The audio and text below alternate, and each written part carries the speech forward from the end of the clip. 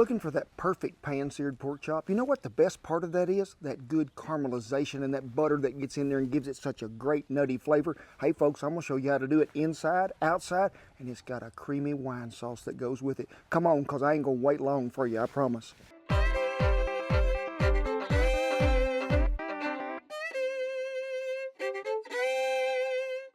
Hey, thank y'all for stopping by the backyard on another great day above the grass it is, and welcome to some quick tips and tutorials. And what are we talking about today? Getting that perfect pan-seared pork chop. I'm talking about you have to use some cast iron. We're going to get that good caramelization from that heat, but then we're going to go back in there and we're going to throw us in some wine and some cream. Folks, you ain't going to want to miss this one, because this one is what I'm talking about, the best pork chop ever in a cast iron skillet. Now folks, as usual, I am doing it outside in a cast iron skillet, but you can do this in the house on a stove top with that same cast iron skillet. And I'm going to walk you through it. We're going to give you everything you need to know right down there in the little description below. So hey, tune in. It is going to be a good time for one and all. Well folks, under here I have two fine specimens of what? Bone-in pork chop. That's about the only kind I'm going to eat. My mother used to buy them little old bitty thin things like that where you hold them up and you could read the newspaper through them and just fry them till they was tough as shoe leather. But folks, this here is what you need.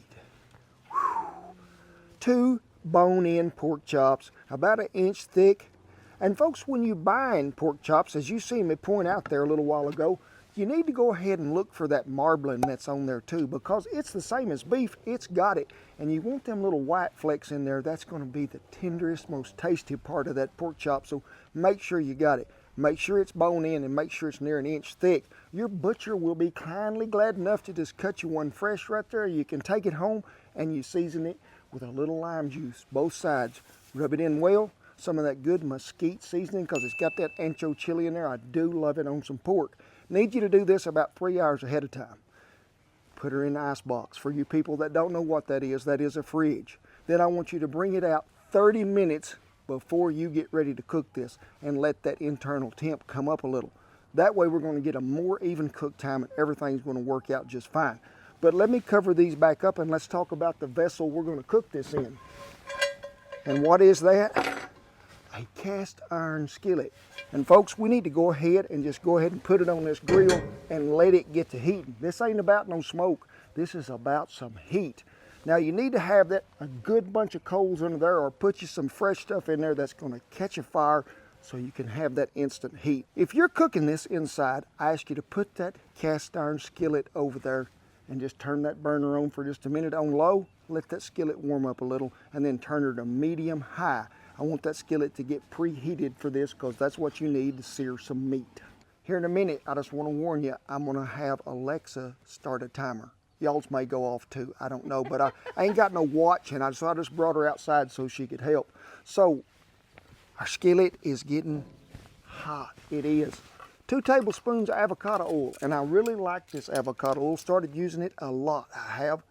If you don't have no avocado oil, get you some olive oil. It'll work just as fine. But folks, I love what butter does to this, and that gives it that good nutty taste, but mixing it with that oil is what keeps that butter from burning. So we have us 2 tablespoons, which is uno and a dos. And it looks like it got warm outside, so we're just gonna put it in there. Now, before we start to cook these 2 little fellers here, see this little rind of fat it got right here? Now, some of the thicker chops won't do this, but them thin ones used to always do it. I just need you to take your knife and just cut it right there, cut through that.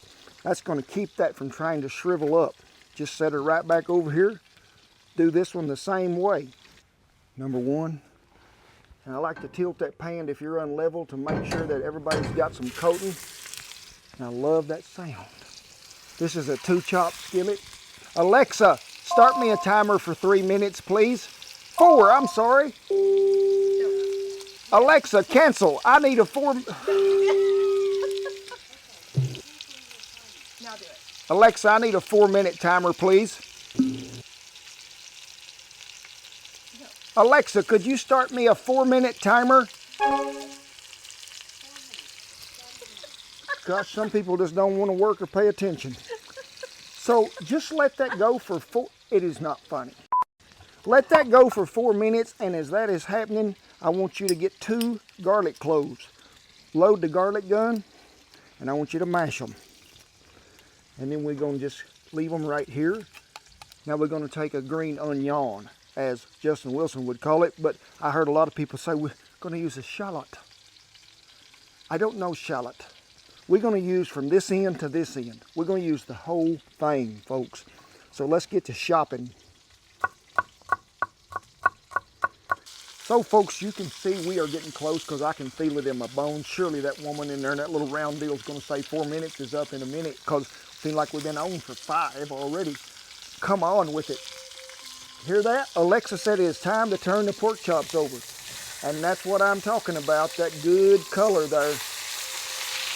Now folks, at this time, you need to have you a basting apparatus. Turn her off. Alexa, off, please. She mine's pretty good sometimes. So I just need you to take it to where you can get a hold of it, tilt it over here to one side, and every once in a while, I just want you to baste. We're going to cook it about 4 more minutes, basting occasionally. But that basting you put up there, that good butter, gives it that nutty taste as it comes back over there. And folks, it helps that little crust right there on top to caramelize. Gonna be some goodness it is. Don't burn your little fingers. Folks, now if you got a pretty good rind on that pork chop, you might want to right there at the end, just stand him up over and let it cook on that rind side of that fat. The more fat you get in there and that grease coming off of it, rendering it down, more flavor. But these here ain't got much on it, so I ain't gonna worry about it.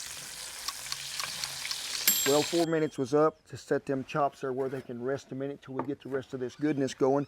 When you pull them chops out of there at 4 minutes, I need you to pull that skillet off so it can sort of slow down a minute, because we're gonna reduce our heat down to about medium. So I'm gonna put her right back out there where it was. We got us another tablespoon of butter because we're gonna need it. And I hear some of you, that's a lot of butter. You gotta have it, folks, gotta have it. So, in go the green onion and the garlic. And guess what else we need, folks? Who's got the time? Shem? Oh, I got it right over here. Oh, so you can ask Alexa. Yeah, but then she'd get on to me. So, I don't know how you measure this stuff, folks, or even how you're supposed to get it off a stalk. That's how I get it off a stalk. Anyway, it'll come. But I like to also give it just a little bit of a chop to make sure that everything, even if you leave one of them little stems in there, it ain't big. So, we're going to go with that. Probably not enough, but we're going with it today. I need you to stir it down till we begin to see that garlic go into browning. And that right there, that aroma, I smell it. that is some of that fine dining right there, folks. And I think you can see that garlic is beginning to brown in here. So, folks, I need you to take a half a cup of cream. Heavy cream. And when you put this in there, be sure you stir automatically. I want you to get that incorporated in there well. Let it cook down for a little bit. That is some of that good right there. I see Culinary has arrived. Do you do cream, Culinary? You can see how that cream and stuff and everything has begun to brown a little. So folks, right now, we're gonna break out the what? Cul-de-sac. Pinot Grigio. Y'all have seen me use it many times. Good year. This was bottled 3 days and 27 minutes ago. 3 tablespoons. About that much it is. Now I want you to increase that heat back up there a little, because I want that to get the good and simmering and reduce down just a tad. And when you think we got it all incorporated well, guess what? The hogs is fixing to go back in the pen, they are. So just lay them over here and just let them simmer another 3 or 4 minutes and we are good to go, folks. Just let them sit there, mind their own business, don't touch them. You can look at them, but don't touch them. Whew. Folks, don't that look pretty? Now, I mean, let that cool just a minute and set just like a good steak. Pour you some of that sauce in that plate, lay that hog over in there, and then let him have a little bath right there on top. Because remember, hogs love to waller in something that's looked like a mud hole, and I'm just making him happy. So I am going to reap the fruits of my benefit here.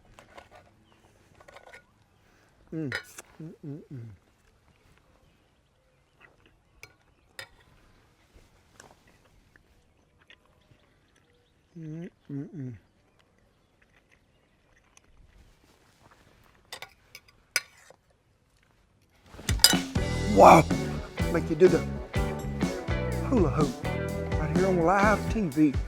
Folks, that'll make you just get back up there and want another bite. We're just gonna cut into this side just so we can see it. But you can see, I wanna show you, see where we cut that little line of fat right there? It's sort of separated a little. Keep that chalk from trying to curl up, it will. There you go, folks, and he's still got some of that juice in him. He's what I call fine dining. Big, you've been out here helping. Duke hasn't. There's no onion on here. I appreciate your help, I do. People want to know, do you have manners? So I want you to wait, okay? You just wait for it. You're a good pup. Mom and Dad love you, and you got a lot of fans out there, and you've been signing a lot of cookbooks, so here you go. We appreciate y'all tuning in and watching. Hey, this is a Saturday deal, but hey, we still have them videos every Wednesday too, 2:30 Central Time. Got 2 shout-outs this week, we do. Jesse and Jan. Jesse been in the hospital down there. He's no Louisiana man. We hope you're feeling better, my friend, and a long-time fan. Been watching us forever. Peggy Gibbons, hey, Sugar, thank you so much. And as always, I tip my hat to our servicemen and women and all the veterans who have kept that old flag a-flying out there. And remember the time we're in, folks. So much to be thankful for. Never take it for granted. Always be glad for the day you got. Thank you so much for dropping by. Thank you, Shannon, Andy. And I'll see you down the perfectly pan-seared pork chop trail.